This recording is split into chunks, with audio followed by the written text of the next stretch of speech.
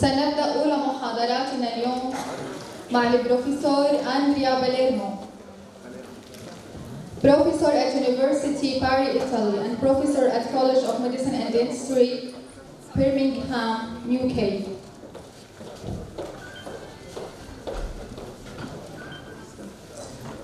He will present an immediate holding from single tooth to full arch.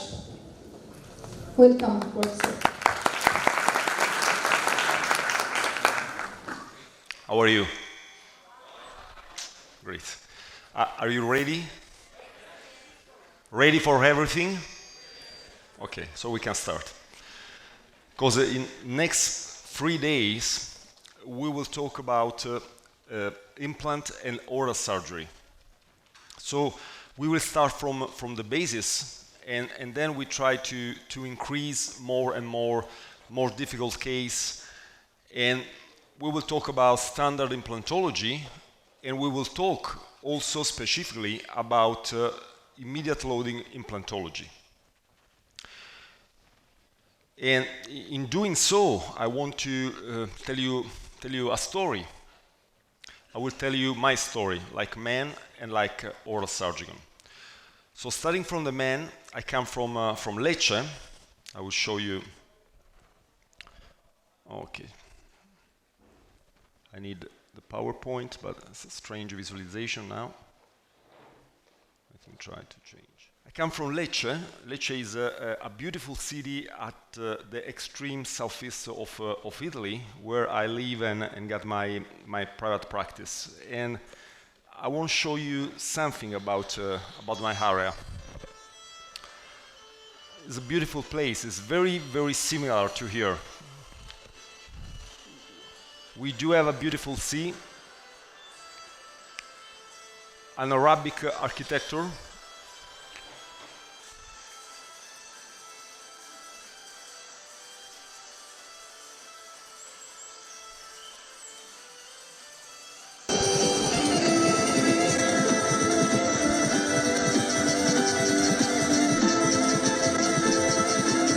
very powerful nature.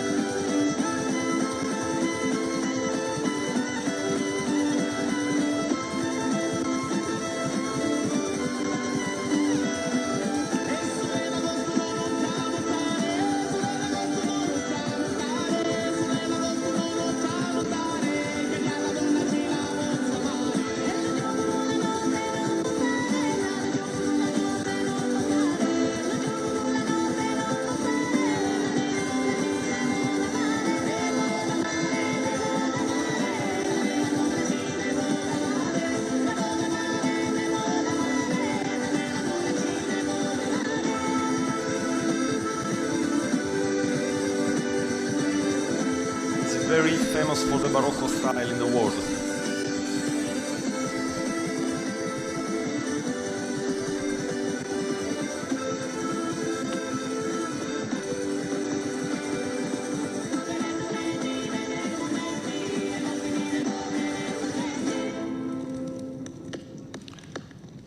So this is the place where I live and I stay, and I got my private clinic, and it's a beautiful place, and you all are invited to come to my office or for holiday there, because it's amazing.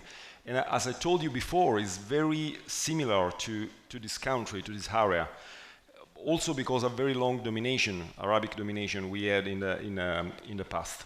Anyway, I took my degree not in Lecce, but I took my degree in Modena. Modena is a very good university we do have in Italy. Is in the ranking very, very high. And Modena is also the place where the best sports cars in the world are made, because Maserati, Lamborghini, Ferrari, they are all made in Modena. So this is my second passion, implantology and sports car. In Modena, I took my degree, and I attended 4 one-year-long postgraduate course in implant surgery, oral surgery, periodontal surgery, and advanced implant surgery. The last but not least, in 2005, I had my postgraduate at New York University in implantology and cosmetic dentistry. And at the moment, I'm clinical coordinator and vice president for the Italian Association of New York University. I teach in Bari at the International Master in Implant and Oral Surgery, and we are also talking with the dean of this university to create a sort of joint venture with Bari University to give you the opportunity to obtain International Master there in Italy. And I am associate professor in implant dentistry at the College of Medicine and Dentistry in Birmingham. So now you know a little bit of my story, but this is not the important point.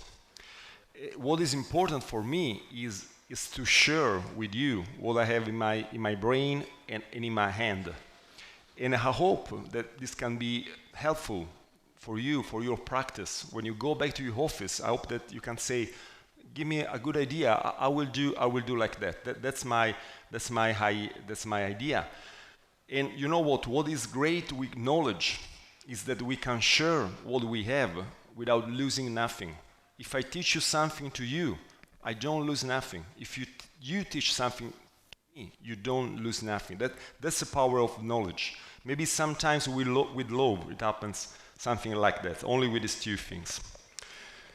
So what we are going to treat and to talk during these 3 days are immediate loading and normal loading, of course, also, post-extractive immediate loading, platform shifting and one-piece implant, socket preservation, and, we will talk also about complication management.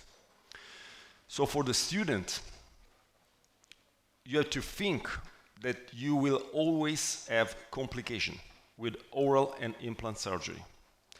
If you don't want complication, go to the bar and drink tea. If you work, you will have complication. So the point is how to manage complication. That's a key point. You have to try to avoid, and when sometimes it happens, you have to know how to manage.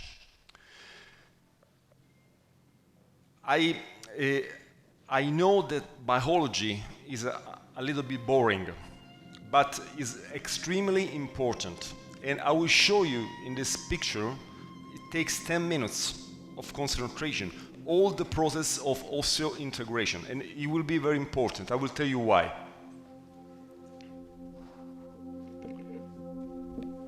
Our bones are a marvel of natural design, continuously rejuvenating through a finely balanced equilibrium of bone resorption and new bone formation. A truly miraculous structure is formed which follows the lines of mechanical load, the trabecular bone. Sometimes, however, the unexpected happens. A drill intrudes and destroys the naturally sculpted bone. Blood vessels are torn and a major defect is created, quickly filling with blood. The titanium implant is inserted where the tooth was previously lost. At first, the only force holding the implant in place is mechanical friction. This is called primary implant stability. Osseointegration, or secondary implant stability, requires a highly complex sequence of additional biodynamic processes. This is facilitated by finely tuned communication between the main actors of wound healing, the cells.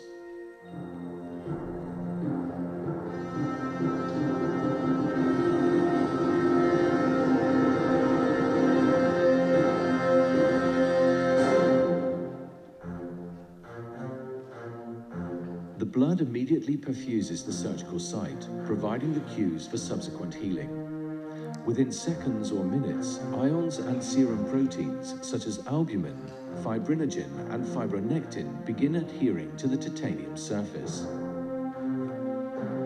Next, the bleeding is stopped by blood platelets, also known as thrombocytes. When they are exposed to collagen and other proteins from the traumatized tissue and implant surface, they aggregate and close the ruptured blood vessel.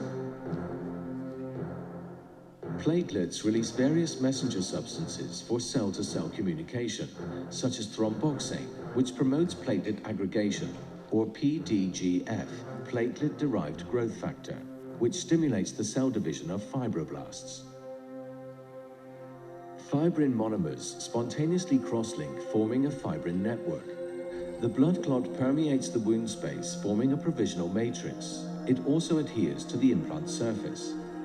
This blood clot has tremendous importance as a provisional matrix for subsequent bone healing processes on the implant surface.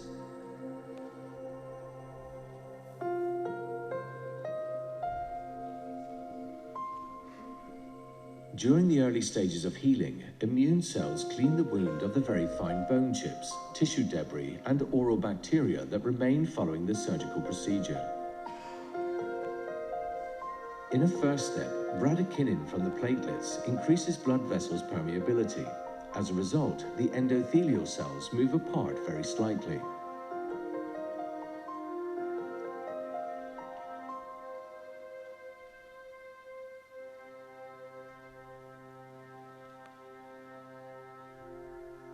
On the inside of the vascular walls, endothelial cells promote the attachment of polymorphonuclear leukocytes from the bloodstream. These leukocytes, also known as PMLs, squeeze themselves through the gaps between the endothelial cells. Once they have digested the basal lamina using proteases, they are free to enter the wound.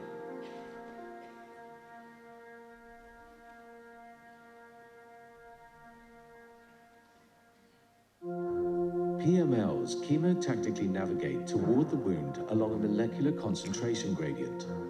These molecules include bacterial proteins, fibrinopeptides, and pro-inflammatory interleukins. Upon arrival, they kill bacteria through the release of reactive oxygen species. PMLs also release highly digestive enzymes such as collagenase and elastase. The wound then proceeds through an uneventful healing process, or a toxic wound environment develops with elevated bacterial counts and toxic byproducts, potentially leading to wound breakdown and implant loss. PMLs can call for auxiliary support, for example, through the release of monocyte chemotactic protein, or MCP1. Macrophages respond and are the next actors to arrive on the scene. They too eliminate bacteria by phagocytosis.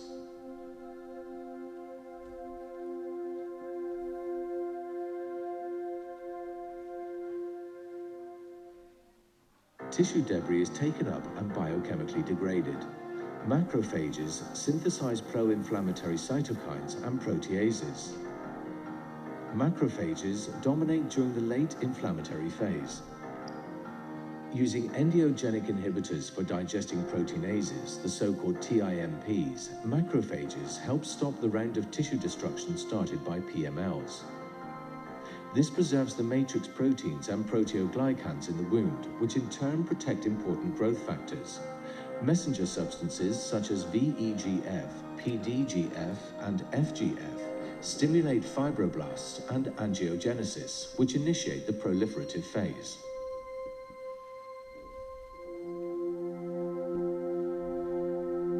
Fibroblasts appear on the third or fourth day. They migrate into the wound using amoeboid movements. They synthesize the protective and stabilizing components of the extracellular matrix, such as collagen, elastin, and proteoglycans. The low oxygen concentration in the tissue affects both macrophages and endothelial cells, stimulating them to create the intracellular transcription factor hypoxia-inducible factor, or HIF. Subsequently formed VEGF, in turn, influences periovascular cells. Perivascular cells are mesenchymal stem cells found on blood vessels.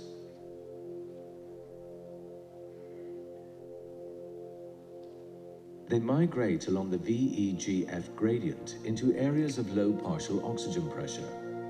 Here they form new blood vessels that finally integrate into the existing vascular network. Angiogenesis restores the oxygen supply and forms the foundation of bone healing.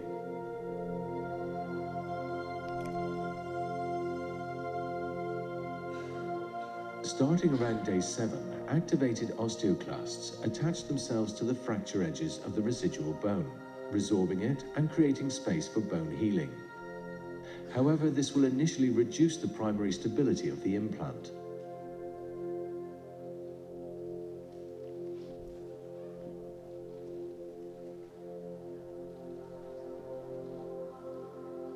Here, the osteoclasts dissolve the bone using hydrochloric acid and proteases, releasing BMP, TGF-beta, and PDGF from the bone matrix, which in turn initiate the formation of new bone.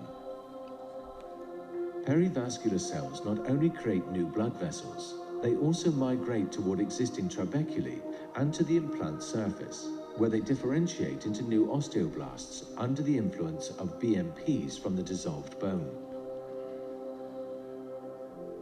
The adsorbed proteins such as fibronectin have a crucial influence on the attachment of bone progenitor cells to the implant surface.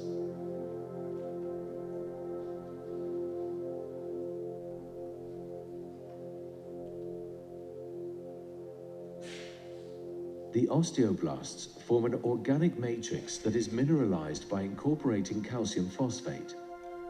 Under the optical microscope, bone is visible on the implant surface. Under the electron microscope, though, a thin protein layer is seen between the bone and the titanium surface. Mechanical stability is ensured by interlocking with the surface of the implant. At the end of the first week after surgery, woven bone is formed at the implant surface. This in turn promotes increasing secondary stabilization of the implant, making up for the progressive loss of primary stability. The formation of woven bone concludes the proliferative phase of wound healing.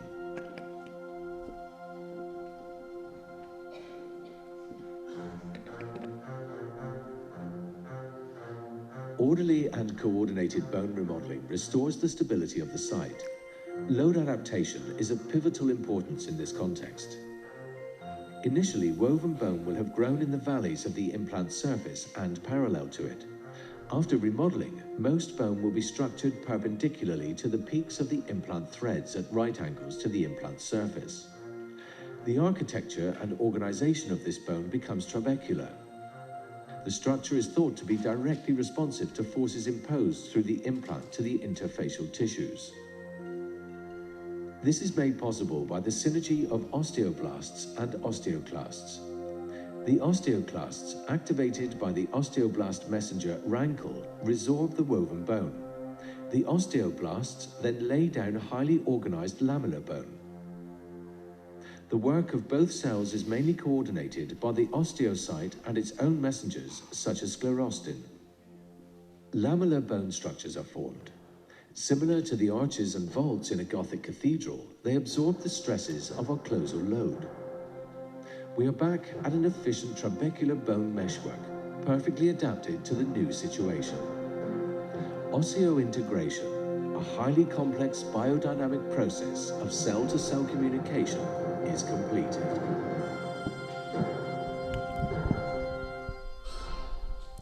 So, osseointegration is a highly complex process. The good news is that we don't have to do nothing to obtain osseointegration. Osseointegration is a matter of the body, is a matter of the bone. But the point is that there are some concepts that come from biology that we really need to know. And why is it important? Because biology is always the same. So if we understand a biological concept, we can always use it. Because the time for the biology, for change, for the evolution is too big for us. That's very important, because if Giovanni Canino or Omar come in your office and tell you, doctor, I do have the best implant in the world, you have to believe, but ask why, which is the biological reasons for this. When we find a biological reason, is okay. And biology, remember, is always the same. I try to take out the volume.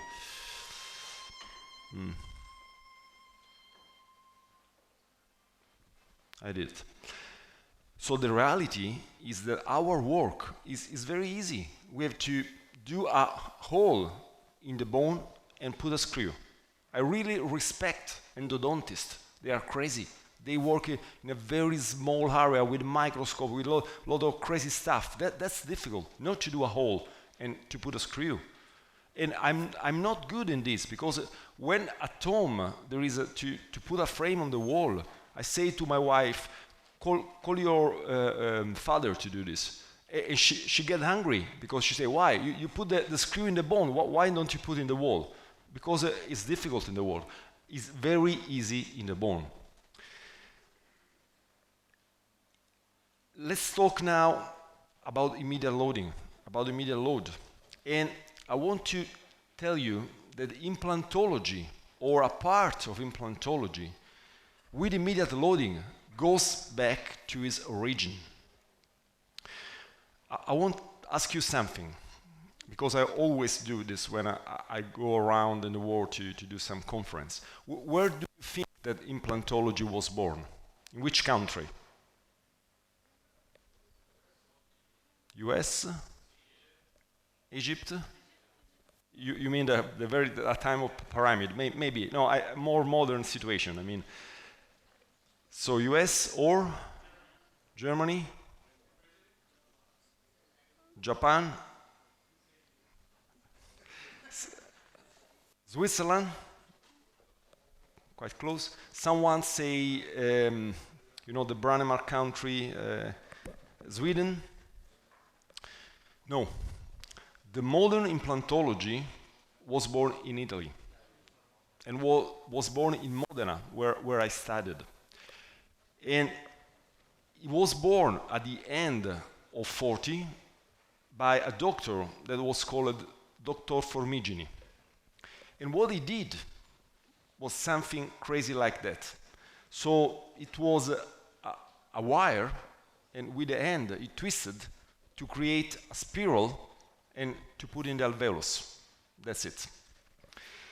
And I removed in the University of Modena this tube implant that worked for 40 years in the mouth of this patient, the Formigini implant. And then we have a market evolution, and we go through needles, blade, and a lot of stuff to an implant that is very close to modern implantology. It's a titanium screw implant. Is another Italian, and once again from Modena. It's Tramonte's implant. And our screw implant with an integrated abutment that represents the extra bone portion. That was the Tramonte implant. And you know what is crazy?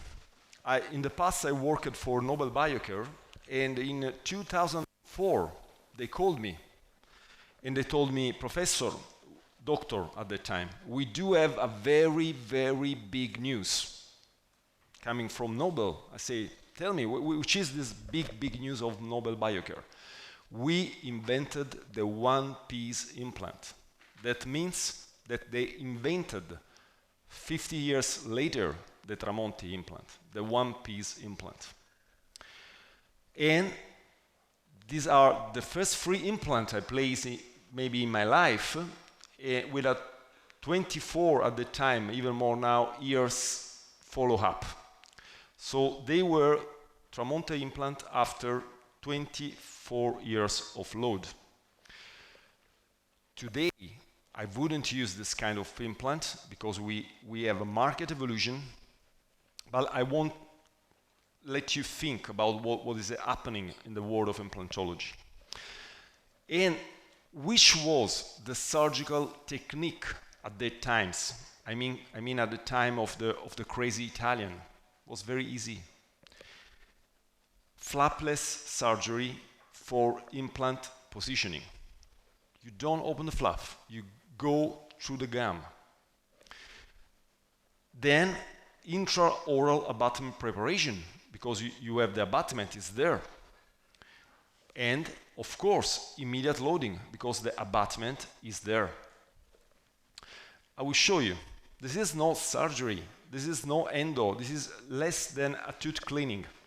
A little bit of anesthetic, and you go through the gum, or you went, we will see. And you prepare there, very easy, no bleeding. First drill, then the final one,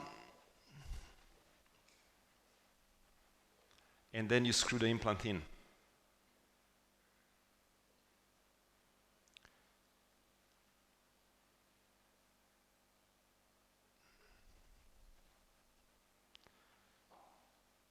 And the timing here, there is no cut in this movie, so it takes 3 minutes to do this.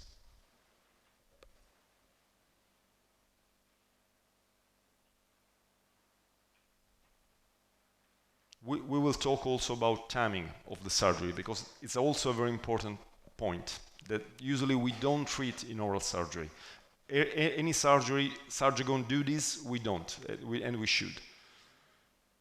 So gentle preparation, and then we take our universe implant and we screw it in.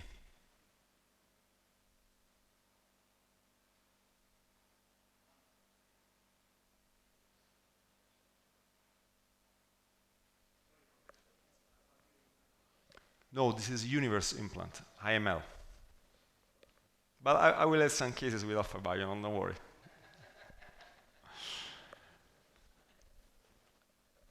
And then you can take X-ray to see the position, continue to screw. It's very easy with no bleeding, no panic from the patient, nothing. So X-ray, I go deeper, and that's it. When we did it in the past, which were the clinical advantage of this technique? Minimal surgical trauma, of course, no bleeding, no edema, post-op edema, short surgical time, immediate cemented temporary prosthesis, the possibility to treat patient for who would be contraindicated a flap surgery, no periosteum displacement, and we will see how this is important, and the reduction of the expectation of the patient. This is an extra clinical matter, but it's also very, very important. Of course, we do have some disadvantage. No visibility of bone structure, needs for a very good primary stability, limit to carry out regenerative techniques. And then what happened in modern implantology, going in the direction of nowadays, that we assist to an evolution which is connected with the study of a man I had the opportunity to meet and to know, that is Branemark, who got the merit to encode surgical technique and healing times, because at the time of the Italian, everything was crazy. No surgical techniques, no timing, nothing. All was crazy, like the Italian. And Branemark say, no, we need the protocol, we need timing, and that's very important. But this is not in relation to clinical evidence.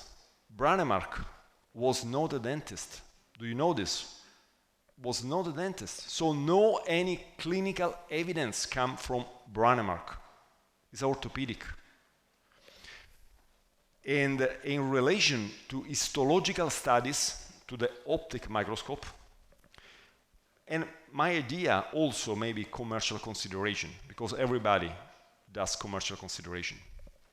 Anyway, Branemark implant were cylindrical screw implants made of machined smooth titanium, have to be smooth, with an abutment that is connected to the implant after a healing period without any load.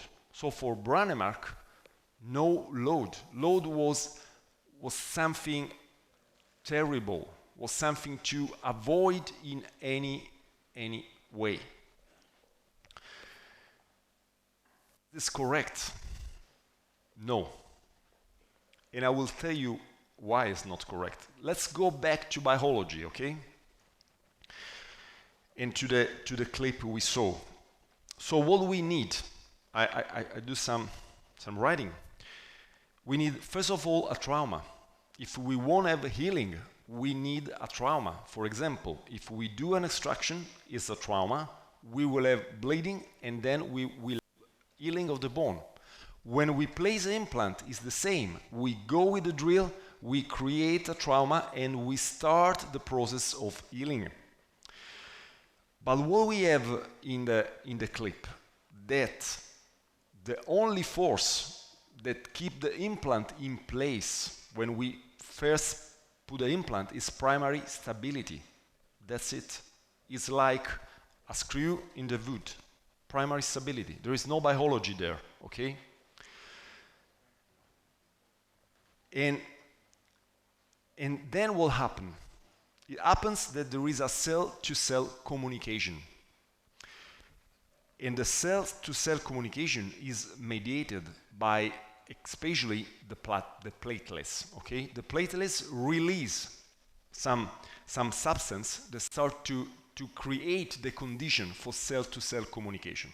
Another extremely important thing you see in the video is fibrin, because it creates a network and the cells can stay there. Another aspect is that during the inflammatory phase, the primary stability goes down, because this is a toxic environment, because there are the macrophages that are eating some bone, there are a lot of substances that are trying to clean everything, and in doing this, they reduce the primary stability of the implant.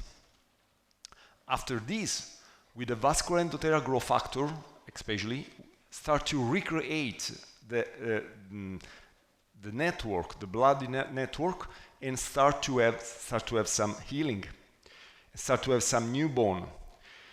But always in the video, they told you a very important thing, that when you place the implant and you wait, the bone you have is parallel to the implant.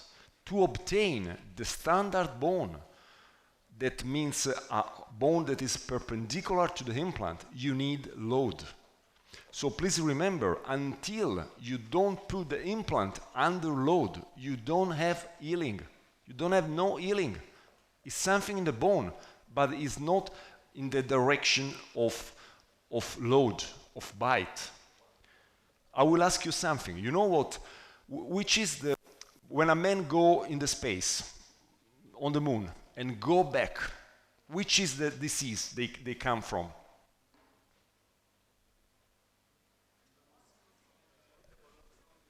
Osteoporosis. They all come with osteoporosis. Because of the gravity, the load is lower, and they develop osteoporosis. So, we have to reconsider our approach to the load. Is extremely important. On the other hand, Brannemark say no. If you want to do implantology, you have to open a big flap, and you have to do a second surgery after 3 or 6 months for the prosthetic phases. Of course, we have clinical advantage for this, because we can see the bone, we can see exactly where we are putting the implant, and we can do regenerative technique, bigger regenerative technique. But the disadvantage are the opposite before. So a great surgical trauma, great post-op edema, longical surgical time, you need a second surgery, no fixed temporary. The periosteum displacement, limit to treat patients who would be contraindicated a flap surgery, and increased expectation of the patient. Because when we increase our surgery, we increase also the expectation of the patient. When we increase the complication of the surgery, we increase the expectation. Let's go now to nowadays. Contemporary implantology say, okay, we can do less invasive surgical technique and we can do fixed processes in a shorter time. But this is something of the last year. You are very young, you don't know this. But when I was young like you and I went in a congress like that, let's say 20 years ago, and I said, I do immediate loading, everybody say, no, that's impossible, you can't do it, you are crazy. That's the reality of the past. Nowadays, a lot has changed. This is a picture I did in New York, in the foundation principle of implantology. So, have a look. In 1975, the only principle was primary stability. That's it. And I want to tell you something. They are in US starting from 1975. That means 25 years later than the Italian school. Anyway, in 1985, everything is changed under the pressure of Brånemark studies, because we need biocompatible material, precision fit, passive fit, primary stability, subgingival healing, delayed loading. So this is the standard Brånemark implantology. 10 years later, something changed again. Look here, the spot is starting to reduce. What is this? This is subgingival healing. You know why? Because Brånemark said, if during the healing period without any load, you see a little bit, the little screw, the cover screw of the implant, you have to do anesthetic to reopen a big flap and to cover everything for healing. That's what Brånemark said. And then someone like me, like other doctor, start to think, and if I don't do this, what happens? Nothing. That's why it's reducing. Nothing. It works the same. And that's why in 2005, everything is changed again. And we are talking about a lot of years ago, because the only two very important points are biocompatible material and primary stability. So let's say its primary stability is the only thing that in all this year remain very, very important for the biological reasons I told you and I show you in the clip. So now the point is, can be difficult to choose between which approach we should have. Immediate loading, delayed loading. I know. The bad news is that there is no a single approach.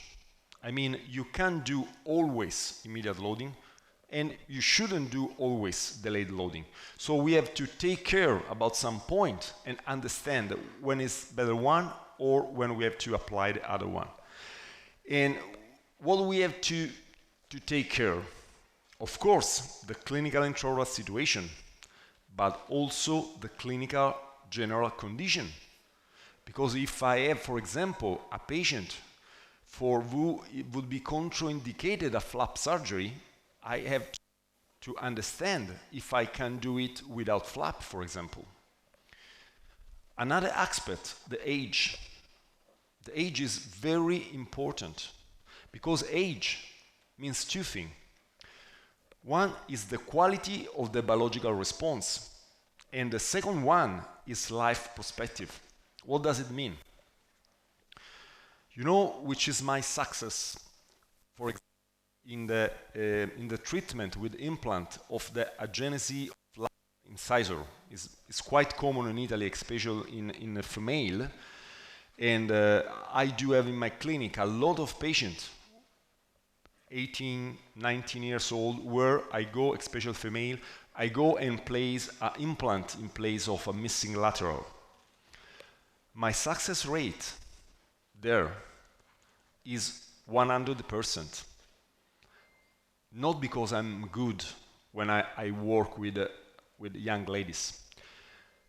The point is the biological response is great. Everything is great there for healing, because we are talking about very young patients.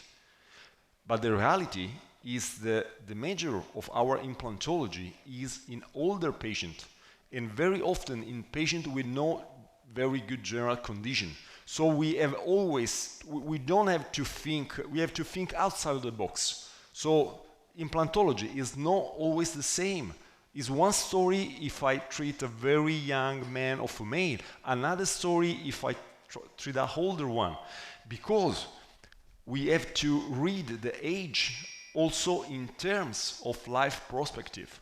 Because if I'm treating a 80 years old patient, I hope for him I will remade this bridge work a lot of time, but maybe it won't happen because your perspective of life is not so long. That means that you can do some compromise, you can do an easier surgery in consideration of this. Another point, smoking. I want to ask you another question. Do you think that smoking is a problem for osseointegration or not?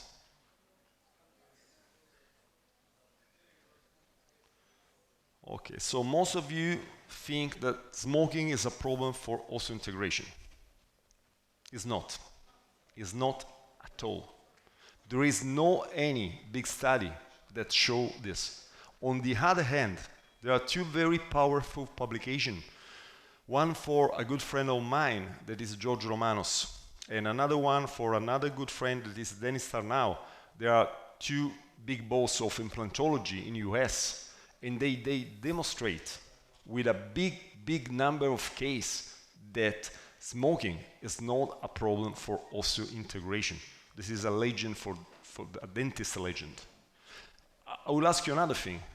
When you break a arm or a leg and you go to the orthopedic, you put a gypsum, you will never hear an orthopedic tell you, "Oi, don't smoke during this period." Never. Why? Because it's not a problem. But on the other hand, smoking is a problem for soft tissue healing. So once again, are we treating a patient opening a big flap, a smoking patient opening a big flap is a story. Are we treating a patient without opening the flap is another story. Then, of course, we have to take care about the kind of prosthesis we have to support. On the other column, there are extra clinical points, economical situation of the patient. We have to put in relation, which is the power to spend money of the patient with what we propose to the patient. The diagnosis have to be only one, but therapy can be different. And we have to put in relation with the money of the patient and also with the time of the patient, because sometimes patients have money but don't have time. And the other aspect, aesthetic needs of the patient. So we really have to, when we have a patient on the chair, we have to think all these parameters to understand which is the better therapy for our patient. Another thing, the patients are not interested in implant surface, in connection, and a lot of things that we care. That's a dentist's problem.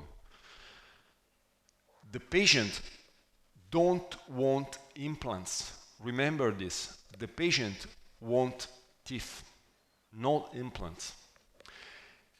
And immediately, they want teeth immediately to replace the one subject to extraction, aesthetically good and acceptable in terms of money and time. So these one are the goal of the patient.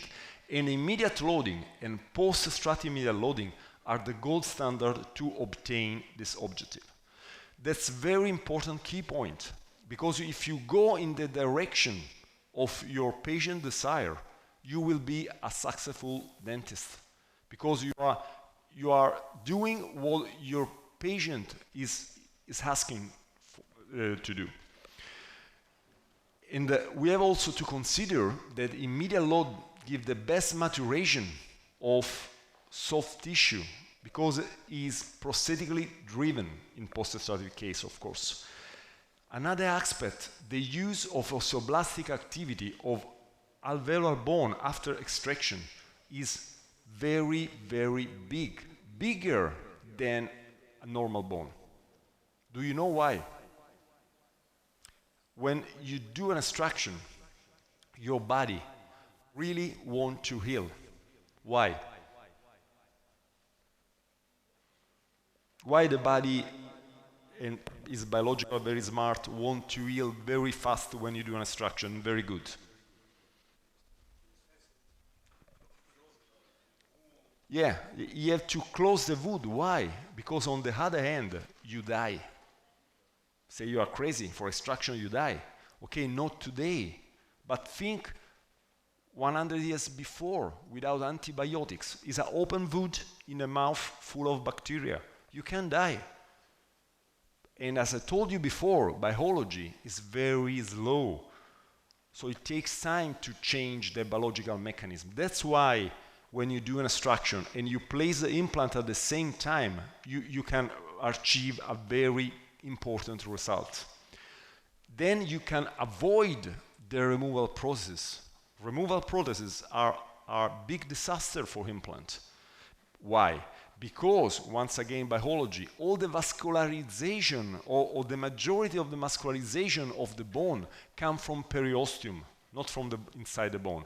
That means that you put a removable on the periosteum, you press the periosteum, you will have a compression, no blood support, and you will lose a lot of implant. You think to do it better because you say, okay, I do like a Brånemark, I leave it there for 3 months in the mandible, with a removable horn, I'm sure one you will lose. And the other aspect is the prevention of post-extractive resorption. So, I prefer immediate loading if I do have a good quality of bone and a good primary stability. If I do have multiple implants, it's even better, because at time zero you can work also with a non-passive structure. And on the other hand, you have to do this when the patient doesn't accept the idea of using a removal prosthesis. When I start working, why I had a very good result in my office? Because 20 years or more than 20 years ago, the patient came in my office and told me, "Doctor, I went in the other office and they told me I have to do extraction, I have to wear a removable for 4 to 6 months, then I will place implant, and after other 6 months, I will have a temporary. So in 1 year, I will have a fixed process." And I told them, we can do it in 1 day. And I start to do this with good success, and I will explain you the third day how to manage these more difficult cases. And this made a big difference because that patient didn't want to wear a removable for 1 year. And of course, it's also very useful if I do a post-extractive flapless surgery to keep the gingival and bone structure. But I still do, of course, delay the loading. If I have to do an implant and I don't have a very good primary stability, or also if there is no specific aesthetic needs and the patient can avoid a removable. I mean, if a patient comes in the office, I'm to put a lower molar missing from 5 years, there is no reason for me to run and to put a crown. I will put a healing abutment, and after 3 months, I will put a crown. The loading approach, so, is not easy and must be supported by scientific evidence, as we see, and common sense. Also, common sense is very important in surgery. I saw in my life a lot of very, very good surgery without any common sense. It doesn't work. I prefer the first common sense and then good surgery. And anyway, we had to be lucky in life. I'm sorry for this picture. We do this in Italy. I know in the rest of the world you touch wood or touch iron when you don't want to have bad luck, and we do this in Italy. So let's go now to the clinic and see. We will see during these 3 lessons the clinical experience, starting from single tooth to multiple implant to full arch rehabilitation. To be honest, the most easy one is this, is the full arch. And I will tell you how to manage in a very easy way a full arch rehabilitation with implant. Single is not so easy, maybe it's the hardest, but for a didactic point of view, it's better to start from single. And let's see a single tooth post-extractive immediate loading in a bacterial compromised sites. So this was at the time a 40 years old female with a periodontopathy, good general condition. She wants, like every patient, a rapid therapy. So here is the patient, fistula here, no bone. So this is of course a hopeless crown. So what I do with this patient is on the chair, and I say, okay, madam, what we have to do here is extraction and socket preservation. We wait for 6 months. Then we put the implant, we wait for other 6 months, and then you will have the crown. Is it correct?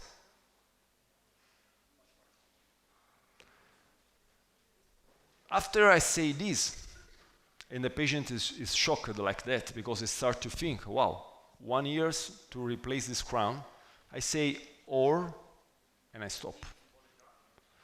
Pardon? A socket preservation, yeah, bone graft. That's why you wait 6 months and then. So I explain all this to the patient. So extraction, bone graft, and waiting an implant, after extraction immediately. I will show you the technique how to manage this. After I say this, I say or, and stop. And the patient look at me and say, or we can do it all in 1 day. I do extraction, I place the implant, I put a temporary crown.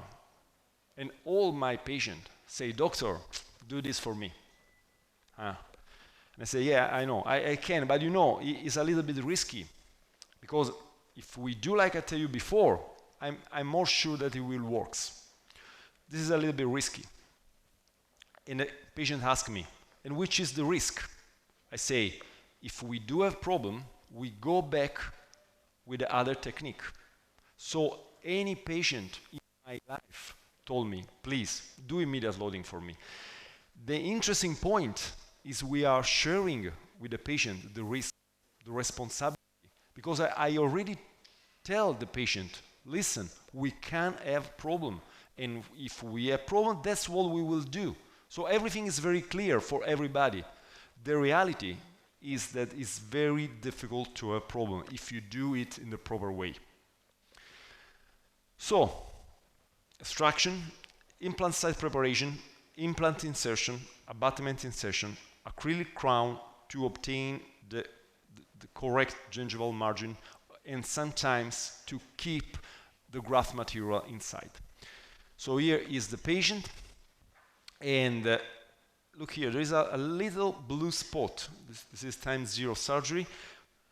Why there is a little blue spot? Because when we talk about immediate loading, it's not everything. We have to make some difference. And a classification I like is the one from the Gidi and Piattelli, and they say we have to make a difference. Early loading, immediate non-functional loading, immediate functional loading. So early loading means the final crown, the ceramic crown, 3 weeks from in occlusion. That's for crazy men. Why? If you remember biology, I told you, primary stability, all the first month go down. That means that you put under load or under stronger load at 3 weeks, you are crazy, because it's the worst moment to place the implant under load. So we have to focus our attention on immediate non-functional loading and immediate functional loading. Non-functional means the temporary, the same day of surgery, not in occlusion. The other one is the temporary, the same day of the surgery, in occlusion. Of course, the first feeling everybody can have is, Okay, don't put in occlusion, maybe it's better. No, it's not correct. What was taught to me by George Romanos was this: the temporary, the same day in occlusion. There is a sort of trick for this, and I will tell you this. Why? Which is the problem? If I think to do this, what happens is that I put my implant like that, I put my crown, in my lab or myself, I will do a beautiful premolar with two very big and long bicuspid. And when I ask the patient to close, there is some space from the crown, the temporary crown, and the opposite tooth. So I think, wow, I'm safe. I can't have problem because there is no touching. That patient finish the surgery, goes down to the bar, take a very nice assemblage, very thin assemblage, put in the mouth, and everything is going bad because the two cuspid are working like that, are giving a lateral forces to the implant, and you will lose that crown. And you made a mistake because you think it's not an occlusion, I'm safe. That's why I prefer this. That doesn't mean I give a strong occlusion, but that means I think to the occlusion. So I ask the patient to close, to go forward, to go laterally, stand up, okay, have a walk in the office, sit down again, let's check again. And at the end, if you want, take everything out, all the blue point or red point out, it's okay. But you studied the occlusion and you take care of the occlusion. But in any way, we need primary stability. Here is once again the patient, and just for economical reasons, not for other reasons. After 1 year, she still had the temporary crown, the soft crown. So this is the time 0. This is 1 year after load with a, let's say, a very gentle load. But what is interesting here are these two pictures. And why? Because when I put the crown here, the metallic crown, the ceramic crown, and the load is stronger, the bone is going better. So this is 1 year, look where the bone here, and this is after with a stronger load. So once again, we have to reconsider the power and the opportunity of load. And this is the same patient after 15 years. Let's see another case. 33 years old, good general condition, 25, looks no bad here, but look, big fistula, palatal fistula. So the same story. So madam, the therapy is extraction, socket preservation, waiting for 6 months, put an implant, waiting for a 6 months, put a crown. Or, and they always tell me, do all for me. So, look, the fistula coming from the palatal going here, the implant, the abutment, and here is the day of the surgery. Here is 1 week later, look, the fistula is going to disappear. And here is 9 years post-load.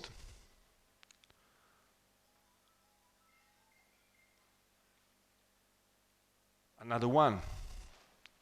This is a funny story because this man is a lawyer, is an attorney, and I did to him in the past, a long time ago, this work with immediate loading.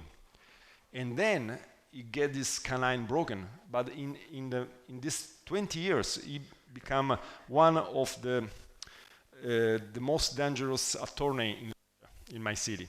So he went with this crown broken and told me, listen, I want to do like the last time we did the immediate loading, and please take out the canine and put another one. So I was scared because now he was a very powerful lawyer, attorney. I said, you know what, maybe it's better to put a removable, waiting for a little, and no, I want to do it now, believe me now, you know. Then he put the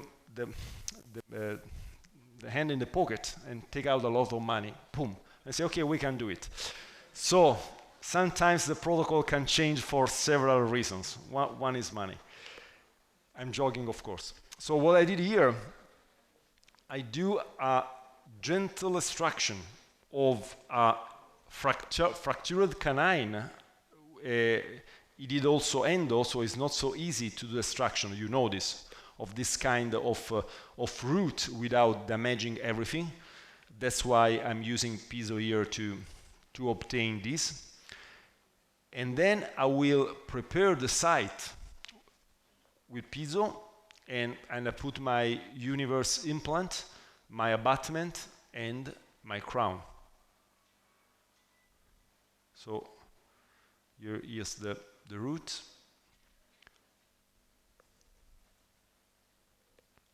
Then I go with the preparation, with the piezo. Piezo is very good to prepare in post-extractive site. I don't like to prepare with piezo in standard bone, in normal bone, but in post-extractive site it's very good because it's very easy to change the position, the angulation, and to increase also the density of the bone.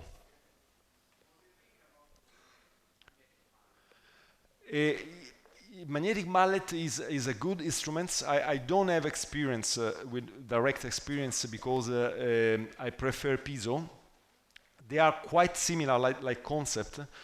The main difference is with piezo, I still have live osteocyte on the cut surface. That means when I cut the bone with the piezo, I still have live cells on the bone. With the magnetic mallet, it works like a osteotome, so if you squeeze the osteocyte, it died. So it's quite similar, it's faster, the magnetic mallet, and that's a good point. Is more gentle, the piezo. So it depends if you want to be faster or if you want to be more gentle. But are two very good equipment anyway. My pleasure. This procedure? No, this is only ultrasonic preparation, and then I screw the implant in. That's it. It's very easy when you do extraction and you do this. If you try and do on bone without extraction, it's not good. So I check also the torque of my implant, and then I put the abutment. I choose the abutment. I will show you also to manage the abutment, and then I put the crown. So here is the universe implant with the abutment, and here is the crown. Look here, at the end there is space here. So I don't want you to misunderstand me. But why there is this space? Because after I try all the movement, I decide to do this, but you have to try all the movement, because if you live a little bit longer and you don't try the movement, it's not enough.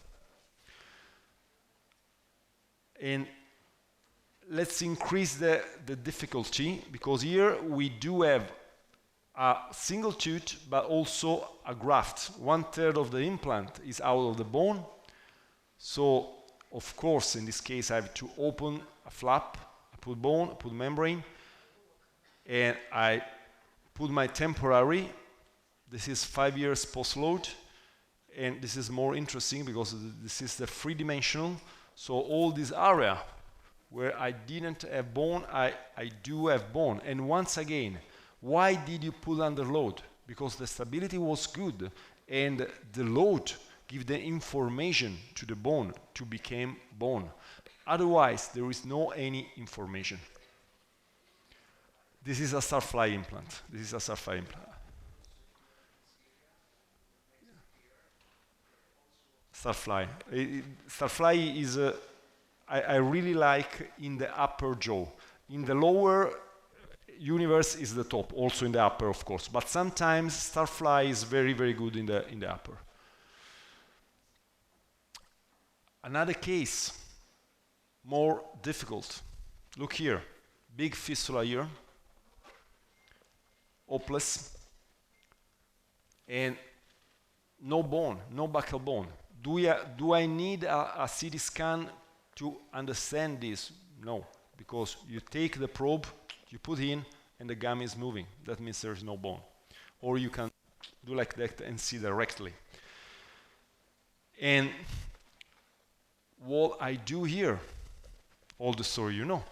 The patient say, or, but in this case, this is a very, very hard case. I ask help to biology. So what I did, I use like graft material, this one.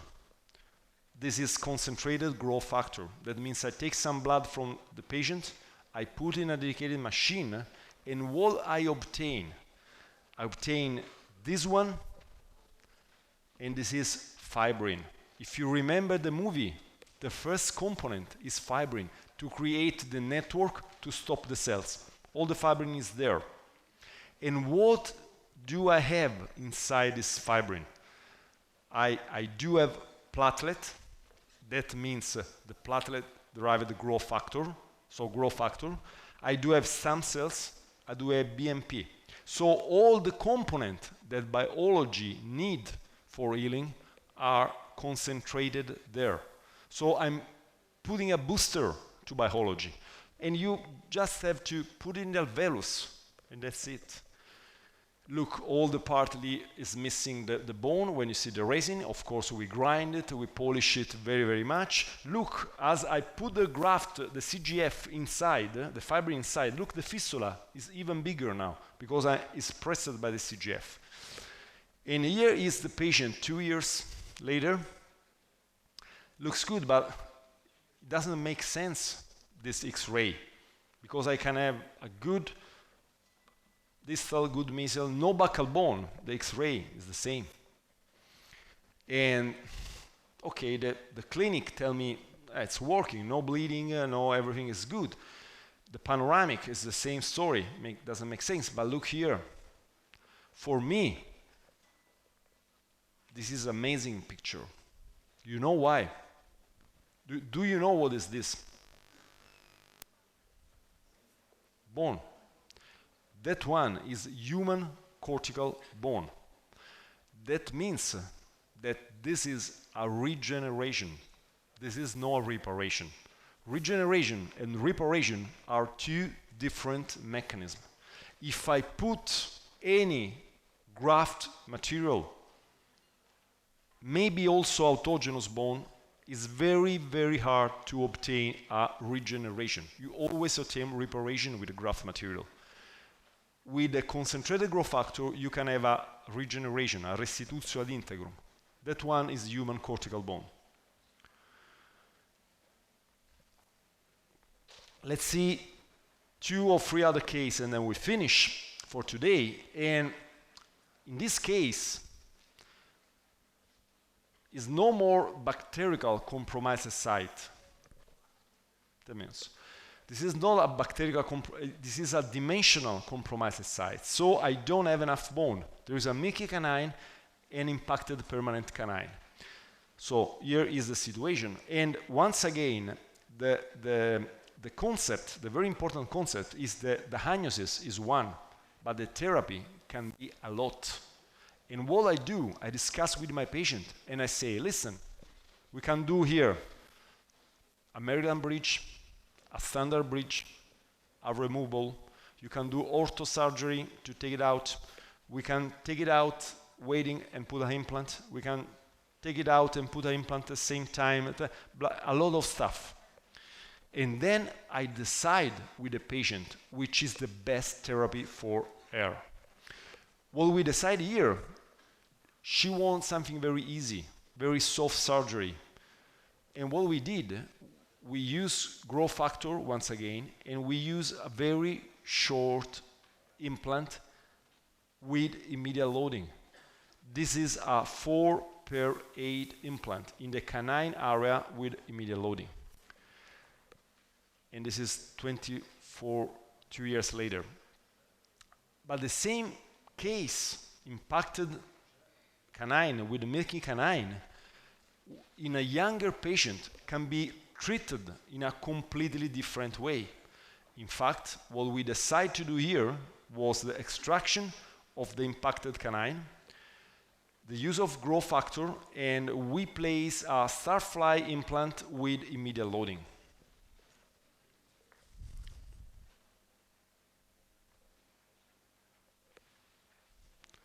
So I use the piezo here to preserve as much bone as possible and to create a very good surface to obtain the graft, to keep my graft. Because as I was telling to Dr. Canino, the good of piezo is that it creates a porous surface that is very good for the fibrin to link. And is similar to implant dentistry. This is CGF. When you do a restoration and we do some etching agent on the enamel, it's the same. Yeah, correct. So I prepare also this case with piezo because there was very few bone and I want to increase primary stability and change a little bit the consistency of the bone. And I put the CGF, or PRP, we can call it, inside like the only graft material. That means that it's very safe, it's biological, it's very powerful, and is also very cheap and very easy to be managed. It's for free, so I put a lot, even if it goes out. It's free. I wouldn't do it with BIOS, the same. But the reality is that with BIOS, I will never have bone. Yeah. So then I screw the implant in, and then I put abutment, and I put the abutment and the crown. So this is the situation, and I want to show you something. For me, this picture is great. That one is the healing after 1 week. If you look both sides, you can't understand which one did the surgery. Okay, you understand for the notes, otherwise you can't understand. And that's the power of give you a very, very fast and good healing. And here is the patient X-ray before the final restoration, and here is the final restoration with the final crown. There is a technique also to have a very good position. I will show you quickly. You take an impression, and before doing everything, in the stone model you prepare a hole. Then you do your implant, and then you can use you can create an index with the resin in the adjacent teeth. And after you do all the surgery, you can create the jig in the mouth of the patient and replace in the model you did it before. So you put some Duralite resin, and you have the position of the implant, and you can work outside the mouth of the patient to obtain the right abutment.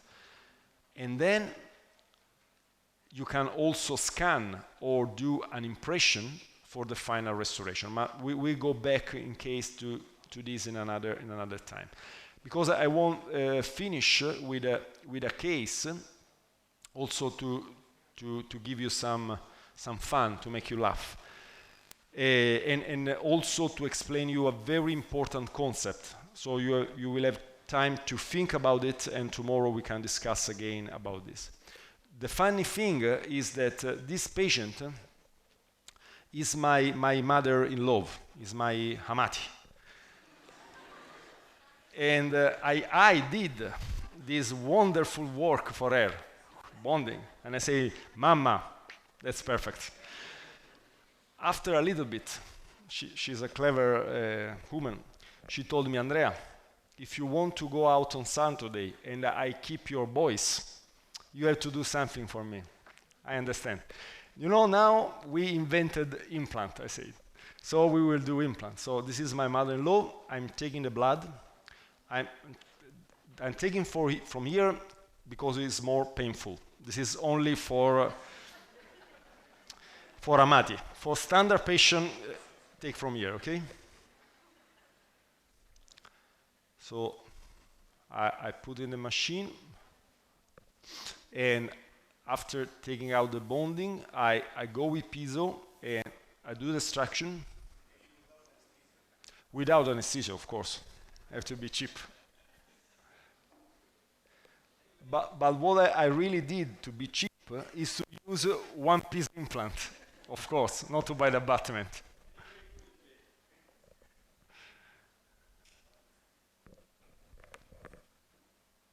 So the gentle extraction to preserve as much bone as possible and to have for cavitational effect also the contamination of the site.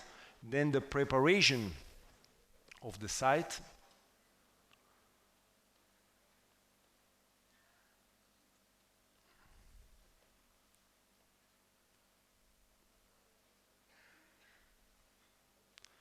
And here is like poison. You have to be very careful with the Amati blood.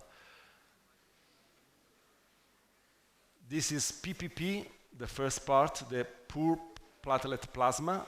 And here is the fibrin. And we have inside all the things you know. Growth factor, stem cells, and BMP and circulating antibodies. So what we can easily do without opening a flap, just placing it in the alveolus. So here is the PPP. We can use it to wash the alveolus and to do some mesotherapy, because we do have a lot of antibodies there, circulating antibodies, and also we do have some cytokines and leukocyte. And then I screw the one implant abutment, of course, in, and you will see better on the other side. I take the fibrin, I just put it in, and this was a old style. I will show you the modern style we developed with the IML to do this. And the last publication was admitted yesterday for the publication about this. So I screw the implant in, one-piece implant. I check for the torque. Of course, the difficult part here is to obtain a right parallelism, but that's it. And that morning, I was quite late.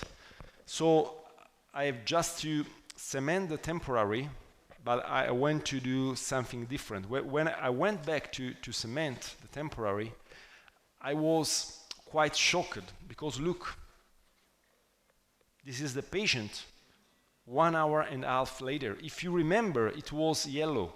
It changed color. It's similar to gum after 1.5 hours. That's biology, the power of biology. And what I did here, but it's only a mother-in-law protocol, I put the crown under load after 1 month. So impression, crown under loads, and don't do it at home, please. Because as I told you, and as biology told us, the primary stability goes down all the first 3 weeks, always. In the secondary stability, the biological stability or osseointegration, it doesn't start before 3 weeks. In any way, or maybe there is also an exception. I will tell you the third day. So this is my mother-in-law after 1 year, after 3 years, 5 years. I put more and more implant. Now more implant. She's still alive, and I continue to put implant. Doesn't matter. So I will finish giving some very important concept. First of all, a question. When I do extraction, implant, should I do a very good debridement? Should I clean very, very good everything? Someone say no, someone say yes. In fact, the answer is in the middle. I mean, we need to clear, but no hard debridement. Because what we know from literature, for all literature, 2003, is the retention of PDL, support retention of clot, and support the healing process. Cardaropoli, Arraio, Linda. This is part of the reality. This is true, but the reality is not the retention of PDL support the clot. There is another story for this, and I will tell you in 2 minutes. Another point, Arraio, 2 years later, did a demonstration that said, if you do an extraction and you place an implant, you will lose bone, especially buccally. And Arraio thought this is related to disappearance of the bundle bone and also a disruption of the blood supply due to the elevation of flap. So, first point, and we will go back to this point. The surgery and the healing is completely different if you open the flap or if you don't open the flap. There are two different patterns of healing. And Arraio say, no, listen, if you do this, you lose bone. No way. But after some year, in 2010, Hasler introduced a technique I anticipate you, I don't like. And this technique is the socket shield. I mean, he said, instead of doing an extraction, a full extraction, we leave a little part of the root here, and this will keep the buccal bone. So, if you leave a little part, you can see in the histology, of the residual root of the crown, you won't lose the buccal bone. So the question is, and this work, that's true, why does this happen? Which is the biological reason for this?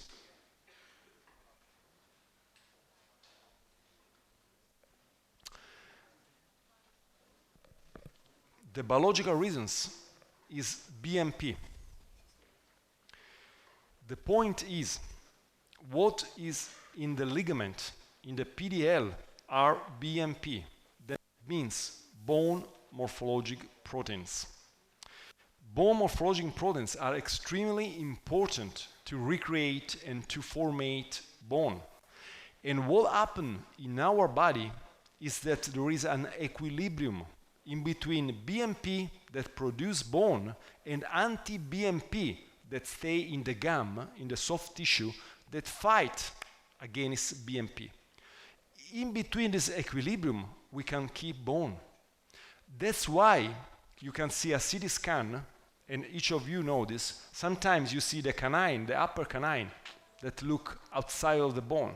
A very, very thin layer of bone, or the central incisor, the same. Why you keep that bone and you lose with the implant? Because you do have the PDL in the normal crown, in the normal root. And in PDL, there is the BMP. That's why the anti-BMP can't destroy the bone. So all the story is the equilibrium between BMP and anti-BMP. I think a lot of you, a patient come in the office and told you, look, doctor, here I got something strange, something like bone here in the mandible. And we say, no, don't worry, this is a taurus, isostosis. Don't worry, it's nothing.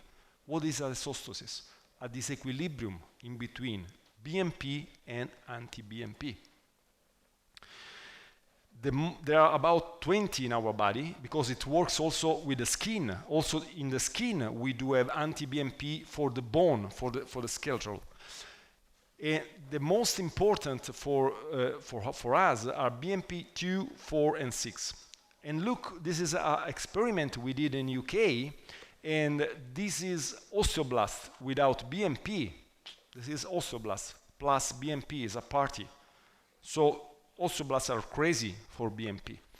So we do have the gum that are inhibiting BMP and the ligament that are pushing the BMP. And this is the equilibrium. That ones are the inhibitor, Noggin, scrotin, Fossegran, a lot. So the point is, gingival produce factor which strongly inhibit bone formation in vitro by the production of BMP inhibitors. This effect can be reduced by the addition of BMP. Of course, yes. That's why we don't need to do a severe debridement, because we want to use the BMP there. And I will let you with the last consideration. When we put a membrane, they teach in university, also to me, also to you, we open the flap, we put a graft, and we put a membrane to protect the graft from what? From the epithelial cells. It's not true. It's not true at all. Because if you take epithelial cells and you put in the bone, you will die. Come the macrophage and hit. When we put a membrane, is a chemical barrier for the anti-BMP inhibitors. So we have also to change this paradigm we had for a long, long, long time. So thank you very much for your kind attention. Shukran.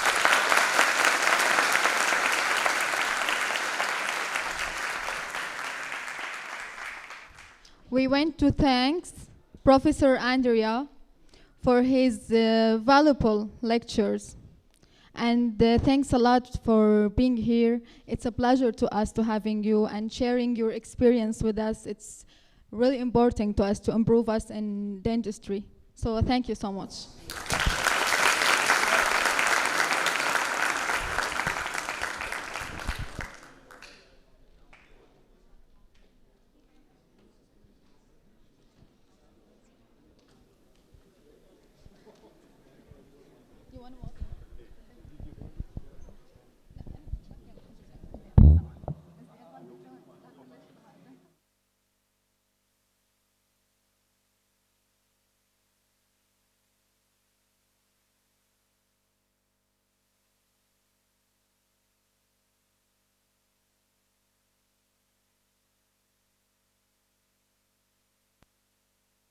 الو الو